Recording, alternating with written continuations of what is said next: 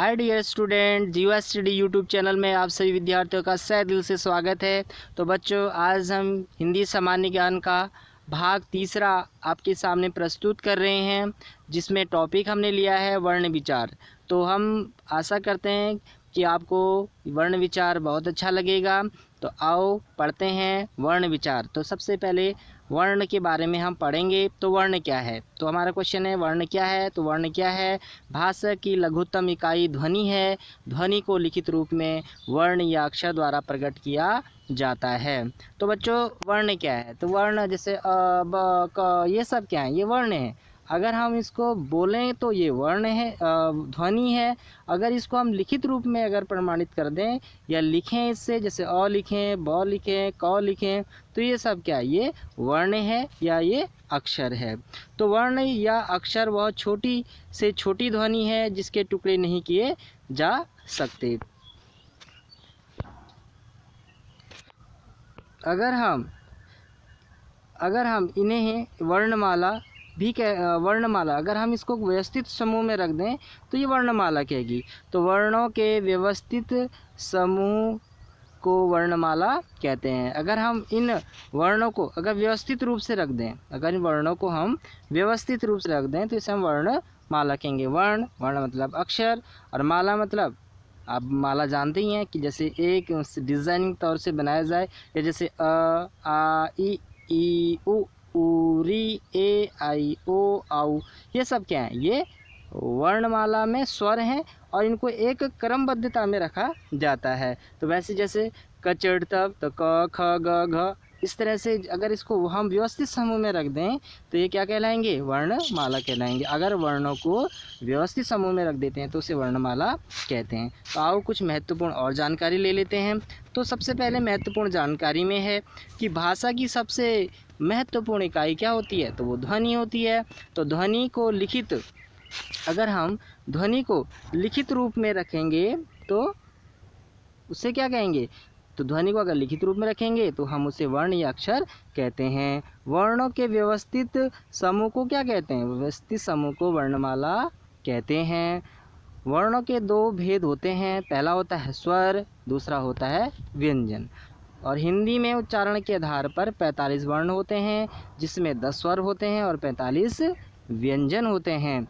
लेखन के आधार पर 52 वर्ण होते हैं, जिसमें 13 स्वर, 35 व्यंजन तथा 4 संयुक्त व्यंजन होते हैं। हिंदी में वर्णों यानी कि स्वर और व्यंजन कुल संख्या 52 होती है। बहुत एग्जाम में पूछा जाता है हिंदी में वर्णों की संख्या कितनी होती है, तो आप बोलेंगे वहाँ पर 52 होती है। तो जिसमें 11 स्वर होते हैं और 41 व्यंजन होते हैं। तो दोनों को मिलाकर कितना हो जाता है? 52 हो जाता है। तो कभी कभी एग्ज़ाम में बच्चों को कन्फ्यूज़ करने के लिए ये भी पूछा जाता है कि अ से ह तक हिंदी के वर्णों की संख्या होती है। तो यहाँ पे पता चल जाएगा, अगर जिसे अ नहीं आते हों या क ख अगर नहीं आते हैं या स्वर व्यंजन नहीं आते हैं तो वो काउंट नहीं कर पाएगा। तो इसीलिए अ से ह तक अगर आप काउंट करेंगे तो अगर इसको ऐड करेंगे तो ये कितने होते हैं? ये 46 होते हैं, जिसमें 13 स्वर होते हैं और 33 व्यंजन होते हैं। अब परंपरागत रूप से व्यंजन वर्णों की संख्या कितनी होती है? तो परंपरागत रूप से व्यंजनों की संख्या जो होती है वो कितनी होती है? 33 होती है। अब द्विगुण व्यंजन क्या होते हैं? द्विगुण जिसमें एक गुण नहीं, जिसमें द्विगुण यानी कि जिसमें दो गुण भी पाए जाते हैं, कि वो व्यंजन रूप में भी हों और वो कुछ स्वरों से भी इसका संबंध होता है। तो उनकी संख्या कितनी होती है? तो उनकी संख्या यहाँ पर 35 होती है। द्विगुण व्यंजन की संख्या कितनी होती है? 35 होती है। तो अब बात करते हैं स्वर की। स्वर को इंग्लिश में वोवेल्स कहते हैं। तो स्वर क्या है? देखिए, अगर स्वर की आपसे परिभाषा पूछी जाती है तो आप क्या कहेंगे? जिन वर्णों का उच्चारण किसी अन्य वर्ण की सहायता के बिना किया जाता है वे स्वर कहलाते हैं। वे वर्ण जो अन्य वर्ण की सहायता से के बिना बोले जाते हैं। सहायता के बिना, अगर आप अ बोलते हैं तो वो अ है, अगर आप आ बोलते हैं तो वो आ है। लेकिन अगर यहाँ पर सिर्फ वर्ण क्या होते हैं? वो स्वतंत्र बोले जाते हैं, उनमें किसी अन्य वर्ण की जो है प्रयोग नहीं किया जाता है। तो ये कितने होते हैं? ये 11 होते हैं। तो देखिए कौन कौन से होते हैं, जैसे ए आ ई उ री ए आई ओ आउ। अब आप बोलेंगे कि यहाँ पे अंक अह क्यों नहीं आया। अंक अह जो है वो अयोगवाह होते हैं, क्योंकि अंक और अह को अयोगवाह कहा जाता है, क्योंकि वो क्या होते हैं, उसमें विसर्ग लगे होते हैं। तो इसलिए जो है उच्चारण के आधार पर जो है, अगर हम परिभाषा की बात करते हैं तो स्वर की परिभाषा क्या, वह वर्ण जो अन्य वर्णों की सहायता से नहीं बोले जाते हैं। तो यहाँ पे अंक अह नहीं होंगे, क्योंकि अंक अंक कहने पर अ के साथ क आ जाता है। अह अ कहने पर ह ऑटोमेटिक उसके साथ जो है प्रयोग में लिया जाता है। तो इसलिए उनको यहाँ पर से अन्य यत्र कर दिया गया है, हटा दिया गया है। तो इसलिए हिंदी में स्वर जो होते हैं वो 11 होते हैं। तो आओ अब स्वर के प्रकारों के बारे में चर्चा करते हैं। तो स्वर के बारे में हम जान चुके हैं कि 11 होते हैं और स्वरों का प्रयोग 2 रूप में होता है, स्वतंत्र से जैसे स्वर आम उदास औरत, मात्रा के रूप में जैसे किसान। तो यहाँ पर मात्राएं लगी हुई हैं। तो अब यहाँ पर हम स्वरों के भेद के बारे में बात करते हैं। तो स्वर 3 प्रकार के होते हैं। स्वर कितने प्रकार के होते हैं, स्वर 3 प्रकार के होते हैं। पहला होता है हमारा हास्य स्वर। हास्य स्वर क्या होता है, जिन स्वरों का उच्चारण करने में कम से कम समय लगता है वे हास्य स्वर होते हैं। इन्हें मूल स्वर भी कहा जाता है। ये संख्या में 4 होते हैं। तो कौन से होते हैं, तो अ हो गया, छोटी, छोटा ऊ और री। ये कैसे हैं, ये हास्य स्वर हैं। हास्य मतलब जैसे ए कहने में ताकत नहीं लगती, ई कोई ताकत नहीं, ऊ ये बहुत होते हैं। अगर आप आ बोलेंगे तो आ कहने में आपको ज़्यादा से ज़्यादा स्वर की ज़रूरत पड़ेगी और अधिक से अधिक समय भी लगेगा, तो ये दीर्घ स्वर हो जाएंगे। अब दीर्घ स्वर की बात करते हैं। तो हस्त स्वर समझ में आ गया होगा, जिसके बोलने में कम समय लगता है। अब दीर्घ स्वर लॉन्ग वोवेल्स, जिन स्वरों का उच्चारण करने में हस्त स्वर से दुगना समय लगता है उन्हें दीर्घ स्वर कहते हैं। ये कितने होते हैं, ये संख्या में 7 होते हैं। तो अ ई उ री को हटा दीजिए, बाकी अंक अ को भी हटा दीजिए क्योंकि वो अयोगवाह हैं। तो आ, बड़ी ई, बड़ा ऊ, ए आई ओ आउ, यानी आ कहने में देखो ज़्यादा समय लगता है। ई ऊ ए आई ओ आउ, तो इनको बोलने में जो है स्वर ज़्यादा खींच रहा है, यानी समय अधिक लगता है, तो इसे हम दीर्घ स्वर कहते हैं। दीर्घ माने होता है बड़ा, ह्रस्व माने क्या होता है, छोटा। अब लुप्त स्वर, जिन स्वरों का उच्चारण करने में ह्रस्व से तिगुना समय लगता है वे लुप्त स्वर कहलाते हैं। किसी का नाम पुकारते समय या संबोधन के समय लुप्त स्वरों का प्रयोग किया जाता है। तो ये आगे स्वर क्या होते हैं, आ हो गया, ओम हो गया, ये जो है ये लुप्त स्वर होते हैं। तो आगे और चर्चा करते हैं अब व्यंजनों के बारे में। अब व्यंजन, व्यंजन को इंग्लिश में कॉन्सोनेंट कहते हैं। जिन वर्णों का उच्चारण स्वतंत्र रूप से नहीं होता है, जिनका उच्चारण करते समय स्वर की सहायता ली जाती है, उन्हें व्यंजन कहते हैं। तो अभी तक हम जो पढ़ रहे थे, हमने क्या पढ़ा था, हमने पढ़ा था कि स्वर क्या है, स्वर पढ़ा था ना। तो स्वर क्या है, स्वर वह वर्ण जो अन्य वर्णों की सहायता से नहीं बोले जाते। अब यहाँ पर क्या हो गया, व्यंजन स्वर का बिल्कुल विपक्ष हो गया। तो यहाँ पे कहा गया है कि जिन वर्णों का उच्चारण स्वतंत्र रूप से नहीं होता है, जिनका उच्चारण करने के समय कुछ समय लगता है या अन्य स्वरों की सहायता ली जाती है, तो उन्हें व्यंजन कहते हैं। क्यों, क्योंकि अगर आप क बोलेंगे तो क के साथ आपका अ आ जाएगा, तो इसलिए क्या हो गया, एक तो उसके साथ एक व्यंजन है, तो व्यंजन में स्वर भी मैच हो रहा है, यानी कि उसके साथ दो चीज़ें हो रही है। तो इसलिए क्या है, इसलिए कहा गया है कि जिनका उच्चारण करते समय स्वर की सहायता ली जाती है उन्हें व्यंजन कहते हैं। अब व्यंजन के भेद, तो व्यंजन 3 भेद होते हैं, एक स्पर्श व्यंजन, अंतस्थ व्यंजन और ऊष्म व्यंजन होते हैं। तो आओ इस पे थोड़ी चर्चा करते हैं। तो पहले चर्चा करते हैं स्पर्श व्यंजन की। तो स्पर्श व्यंजन क्या है, तो स्पर्श व्यंजन है जिन वर्णों का उच्चारण करते समय श्वास वायु मुख के विभिन्न भागों, जो हमारा मुंह है, मुंह देखो बोलने में, कोई व्यंजन बोलने या स्वर बोलने में हमारे मुंह के कौन कौन से, देखो कंठ भी प्रयोग में आता है, तालु भी प्रयोग में आता है, मूर्धा मतलब मुंह के आधे में, दंत माने दांत में, औष्ठ माने होंठ, ये सब क्या है, ये सब स्पर्श करने में मतलब बोलने में, वर्ण बोलने में ये सहायता प्रदान करते हैं। तो इनकी इतनी जगहों को, हमारी जो बोलने में जो ध्वनि है वो इतने जगहों को स्पर्श करती है। तो अगर व्यंजन में इसकी बात करते हैं, तो इसकी व्यंजन में अगर बात करते हैं तो क्या है, क च ट तप, क च ट त और प, कचट तप। तो कचट मतलब क मतलब क वर्ग, क वर्ग का मतलब होता है क ख ग घ ण। च वर्ग में च छ ज झ ञ। ट वर्ग में ट ठ ड ढ ण त थ द ध न प फ ब भ म। ये सब क्या है, ये स्पर्श व्यंजन है। मतलब इनको बोलने पर स्पर्श होता है मुख के कौन कौन से भाग, कंठ भी, तालु भी, मूर्धा भी, दांत भी, ओष्ठ भी, ये सब जगह स्पर्श करते हैं। तो इसलिए इनको क्या कहा गया है, स्पर्श व्यंजन। अगर आपको स्पर्श व्यंजन याद रखना है तो आप याद रखें कचट तब। कचट तब मतलब क से क वर्ग यानी क ख ग घ ण, च से च छ ज झ ञ, ट से ट ठ ड ढ ण, त से त थ द ध न, प से प फ ब भ म, अणे अण। ये भी यहाँ पर स्पर्श व्यंजन में सम्मिलित होते हैं। अब बात करते हैं अंतस्थ व्यंजन की। तो अंतस्थ व्यंजन, अब अंतस्थ व्यंजन, तो अंतस्थ व्यंजन क्या है, जिन व्यंजन वर्णों का उच्चारण स्वर और व्यंजनों के मध्य होता है उन्हें अंतस्थ व्यंजन कहते हैं। ये चार होते हैं, बस आप याद रखें अंतस्थ व्यंजन क्या है। तो आप याद रखें कि य र ल व क्या है, अंतस्थ व्यंजन है। अब ऊष्म व्यंजन, ऊष्म मतलब क्या था, ऊर्जा, ऊर्जा यानी कि बोलने में सरसराहट सी हो, यानी कि ऊष्मा लगे, ताकत लगे। तो जिन वर्णों के उच्चारण में वायु उच्चारण स्थानों से रगड़ कर ऊष्म उत्पन्न करती है तो उन्हें ऊष्म व्यंजन कहते हैं। ये चार होते हैं, जैसे स, तो स ह, ये क्या है, ये ऊष्म व्यंजन है। आपको अगर एग्जाम में पूछा जाता है तो निम्नलिखित में से अंतस्थ व्यंजन क्या है, तो आप यहाँ पे याद रखें कि अंतस्थ व्यंजन क्या है, कि य र ल व अंतस्थ व्यंजन है। ऊष्म व्यंजन क्या है, स है, ये क्या है, ये ऊष्म व्यंजन है। और स्पर्श व्यंजन क्या है, तो स्पर्श व्यंजन के लिए मैंने आपको ट्रिक बताई, आप याद रखेंगे कचड़ तब, तो कचड़ तब में क वर्ग च वर्ग, ये सब आपके वहाँ पर प्रयोग कर सकते हैं आप व्यंजन में याद रखिए स्पर्श व्यंजन कचड़ तब, अंतस्थ व्यंजन य र ल व, ऊष्म व्यंजन स, तालिम स,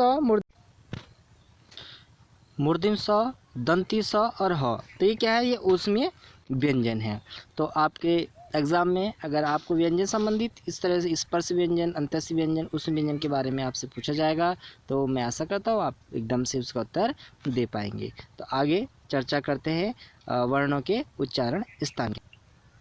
अब वर्णों के उच्चारण स्थान, तो वर्णों के उच्चारण स्थान क्या है, कि जब ओष्ठ की बात करते हैं, किसकी बात करते हैं, ओष्ठीय, ओष्ठीय यानी कि होंठों के द्वारा बोले जाने वाले। तो जब दोनों होंठों से वर्ण का उच्चारण हो, दोनों होंठ यानी ऊपर का होंठ भी और नीचे के होंठ वर्ण को बोलने में सहायता प्रदान करते हों, तो वो वर्ण क्या है, वो ओष्ठी वर्ण है। तो देखो क्या कौन कौन से हैं वो, अगर स्वर में कहेंगे तो स्वर में छोटा ऊ और बड़ा ऊ, ऊ, ये देखो ऊ, आप खुद भी बोलने की कोशिश कीजिए, देखो ऊ, आपके होंठ बिल्कुल व्रतमुखी में हो जा रहे हैं और आपके दोनों होंठ सिमट से जा रहे हैं। देखो ऊ, प फ ब भ म, तो ये क्या है, ये ओष्ठीय व्यंजन, ओष्ठीय वर्ण है। ठीक है, अब करते हैं दंत ओष्ठ। देखो शब्द को समझिए, दंत ओष्ठ यानी दंत दन, ओष्ठीय यानी कि जहाँ पे दांतों का भी प्रयोग हो और होंठों का भी प्रयोग हो। तो जिसका उच्चारण ऊपर के दांतों व नीचे के होंठों से होता है तो वो क्या है, वो दंतोष्ठीय वर्ण है। तो सिर्फ क्या है, वो है वो, क्या है वो, सिर्फ वो क्या है, दंतोष्ठीय। अब दंतीय, दंतीय मतलब सिर्फ दांत ही। जब जीवा ऊपरी दांतों को छुए, ऊपरी दांत, ठीक है, तो ऊपरी दांतों को छुए तो ये त थ द ध न ल, ठीक है, और यहाँ पे स नहीं आएगा, ठीक है, हाँ स कहने पर भी दांत जो है ऊपर लग रहे हैं। अब तालुकीय, तालुकीय यानी कि कठोर तालु, तो कठोर तालु को नीचे का नहीं, ऊपरी तालु। जब जीवा कठोर तालु से छूती है तो देखो स्वर में कौन कौन से है, ई, और देखो च वर्ग में देखो च छ ज झ य, और उसके बाद य स, तो ये क्या है, ये तालव्य है। अब मूर्धन्य, मूर्धन्य यानी कि मुंह के आधे हिस्से में बोले जाने वाले, जब जीभ कठोर तालु और मूर्धा की संधि को छूटती है, देखिए री ट ठ ड ढ, तो यहाँ पे हमारी जीभ का है, हमारी जीभ मूर्धन्य यानी कि मुंह के अंदर घूम जा रही है, और और क्या देखो री ट। तो आप जब भी आपके सामने वर्ण रखे जाते हैं तो आपको अपनी जीभ प्रयोग, मुंह प्रयोग, ये सब करने पड़ेंगे। आप उसको धीरे धीरे से बोलने की कोशिश कीजिए। आप जितना इसको मतलब उनका उच्चारण करेंगे उतना आप इनके उच्चारण स्थान को समझ पाएंगे। अब एक कंठी है, कंठी मतलब गला। जब गले से आवाज़ आती है, देखो आ अह, क, ख, ग, घ, ण।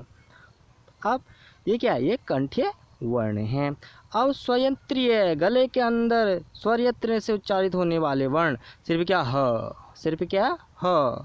तो नासिक्य जिसमें नाक का प्रयोग हो तो वो क्या है, नासिक्य है, यानी कि नाक से बोले जाए, जैसे अंक, ण, ण, न, मैं, ये क्या है, ये नासिक्य है। अगर आप नाक को पकड़ के देखें तो आपसे अंक नहीं बोला जाएगा, अंक नहीं बोल सकते आप नाक पकड़ देखो, अंक अंक नहीं बोल पाएंगे। तो ये कि नासिक्य है, क्योंकि ये नाक के द्वारा ही बोले जाते हैं, क्योंकि नाक का प्रयोग जरूर होगा इसमें। तो कंठ ताल्य, जहाँ पे कंठ और ताल्य दोनों ही प्रयोग में आते हैं, तो वो क्या है, वो वर्ण है ए और आई। अब कंठस्य, कंठोष्ठीय, कंठ और ओष्ठ, यानी कि जहाँ पे गला और होठों का प्रयोग किया जाए तो क्या, ओ और आओ। आप इसको याद रख सकते हैं। तो इनकी अगर आप उच्चारण स्थान याद रखेंगे तो आपको एग्ज़ाम में बहुत ज़्यादा, इससे आपको 2-3 क्वेश्चन ज़रूर, हर एक हिंदी संबंधी जो भी सामान्य ज्ञान आपका समूह ग में हो या पुलिस में हो या किसी भी ऐसा जहाँ पर आप हिंदी संबंधित, इस समय तो अधिकतर उत्तराखंड हो या यूपी हो या कहीं भी, या यूपीएससी कोई भी एग्ज़ाम कराती तो वहाँ पे हिंदी के 30 क्वेश्चंस आपको मिल ही जाते हैं। तो आप बिल्कुल तैयारी करते रहिए। ये उच्चारण स्थान तभी आप अच्छी तरीके से क्लियर समझ पाएंगे जब क्या है कि आप इनको खुद उच्चारण करना सीखें और इन शब्दों को सीखें। औष्ठ्य मतलब क्या होता है, दंतोष्ठ्य क्या होता है, दंत्य क्या होता है, तालुक्य क्या होता है, मूर्धन्य क्या होता है, कंठ्य क्या होता है, स्वरयत्री क्या होता है, नासिक्य क्या होता है, कंठ तालु क्या होता है, औष्ठ्य क्या होता है। जब आप इनको समझ पाएंगे और इनको बोलने में उच्चारण इनका करेंगे तो आप वर्णों के स्थान को आप ईजिली, बहुत आसानी से समझ पाएंगे। तो ठीक है, आगे अब इनके प्लेस वैल्यू को अच्छी तरीके से चित्र के माध्यम से देख। आप इस चित्र को देख रहे होंगे। इस चित्र में देखो सब एक एक प्लेस वैल्यू को बताया गया है कि नासिक्य में क्या है। देखो नासिक्य है, देखो नाक में, देखो दिखाया गया है ना आपको, ये नासिक्य है, ये देखो नाक के ऊपर से बोले जा रही है, नासिक्य है। दंत मूल, दंत धन मूल, यानी कि दंत और मूल मतलब दांतों का जड़, तो र अल दंत मूल, दंत्य है, देखो त वर्ग अस, ये क्या है, दंत्य हैं। दंतोष्ठी क्या है, देखो व कहाँ से बोला जा रहा है, औष्ठ्य देखो होठ से बोलने वाले, ऊ हो गया, प वर्ग आप जान लोगे, प फ ब ब म। और औष्ठ्य कंठ ओ आओ, देखिए प्लेस वैल्यू दिखाई गई है आपको। कंठ्योष्ठी दिखाया गया है, देखो आपको आ अंक, क वर्ग हो गया। कंठ तालु, जो देखो कंठ से भी बोला जाए और तालु से भी बोला जाए, वो कंठ तालु है, तो ए आई है। और तालु, तालु की देखो छोटी बड़ी, यानी ई च वर्ग च छ ज झ य और स, ये क्या है, तालुक्य है। मूर्ध, देखो मूर्ध के आधे में बोले जाने वाले सिर्फ क्या है, एक री है और ट वर्ग हो गया। ट मतलब ट वर्ग, ट ठ ड ढ ण। अब उसके बाद स, ठीक है। ये क्या है, ये मूर्धन्य स बोलते हैं ना, इस वाले सौ को, इस सौ को क्या बोलते हैं, मूर्धन्य, मुंह के आधे में बोले जाने वाले। इस चित्र को आप ध्यान से देखिए, आपकी समझ में आ जाएगा। इसको थोड़े चित्र को यहाँ पे रोकिए और देखिए कि कौन से स्थान पर वर्ण का उच्चारण हो रहा है। तो वर्ण का उच्चारण स्थान आपके सामने चित्र के माध्यम से भी आप बहुत आसानी से समझ। अब हम थोड़ा रिवाइज कर लेते हैं वर्णमाला के बारे में। तो स्वर, तो स्वर मैंने आपको बताया कौन से होते हैं, हस्व स्वर, दीर्घ स्वर और लुप्त स्वर। देखिए हस्व स्वर कौन से हैं, चार्ट के माध्यम से आप समझिए। फिर उसके बाद व्यंजन देखिए, स्पर्श व्यंजन, अंत्यस्य व्यंजन, उस व्यंजन और आगत और संयुक्त व्यंजन। देखो स्वर की संख्या 11, व्यंजनों की संख्या 41, दोनों मिलाकर स्वर और व्यंजन कितने होते हैं वर्णमाला में, ये 52 होते हैं। अब देखो संयुक्त व्यंजन, अंत्यस्य व्यंजन। अब यहाँ पर बात आती है संयुक्त व्यंजन की, तो थोड़ा हम संयुक्त व्यंजन को समझ लेते हैं। अब संयुक्त व्यंजन ऐसा व्यंजन दो वर्णों के मेल से बना होता है। तो देखो संयुक्त व्यंजन क्या है, देखो अब क स, तो यहाँ पे देखो क, आधा क और स, मूर्धन्य स मिलकर क्या बनता है, अक्ष बनता है। तो और त कैसे, त्र कैसे बनता है, आधा त और र बनकर त्र बनता है। ज कैसे बनता है, आधा ज और य मिलकर ज्ञ बनता है। स और र बनकर स्र बनता है। जैसे श्री लिखते हैं हम श्री, तो श्री कैसे बनता है आपके सामने यहाँ पे दिखाया गया है। तो आप इनको देखिए कि संयुक्त व्यंजन क्या है, और आप पूरा समझिए इसको बहुत अच्छी तरीके से, चार्ट में आपकी समझ में आ जाएगा। इसको रोक के देखिए आप कि इसमें देखो वर्णमाला में स्वर और व्यंजन का यहाँ पर स्पष्टीकरण किया गया है। ध्यान से देखिए, आपकी समझ में आ जाएगा।